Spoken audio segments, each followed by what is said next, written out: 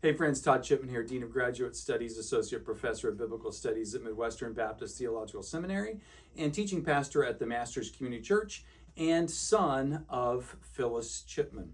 Book chat today on Your God is Too Small by J.B. Phillips.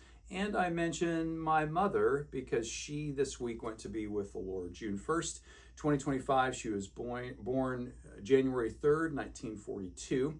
83 years old, and such a sweet, devoted Christian woman, had a massive impact on my life. I miss her greatly.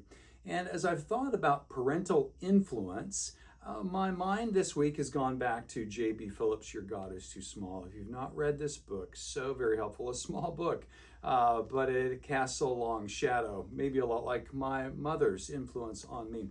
Phillips has two sections in the book. One, destructive. He lists various ideas that we would note impact our thoughts of God. And one of those is our parents.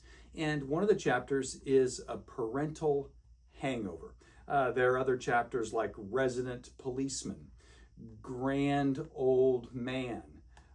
These kinds of ideas that are almost idols of God. And then constructive is part 2, where he describes Jesus' incarnation, life, death, and resurrection in a fairly objective, logical way. What if God created the universe and wanted to become a man to redeem people? What would it be like? And Phillips describes Jesus as object A, if you will. If A had arrived, what would he be like? And so on from there. But I thought about this book this week in light of this parental hangover idea that Phillips notes. And he writes this, the concluding sentence on that chapter: we must leave behind parental hangover if we're to find a big enough God. My mother is a model believer. Many are chiming in to me in messages to families. She was a model of Christ and so forth. And she was generous, kind, so many ways. God glorified himself through her life.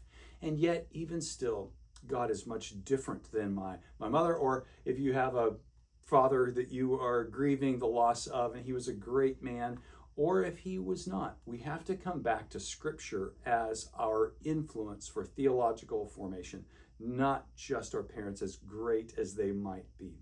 So as we think about times of loss, let me urge you to see those as times of theological gain and formation as you go back to Scripture and think about that as the way that we learned God.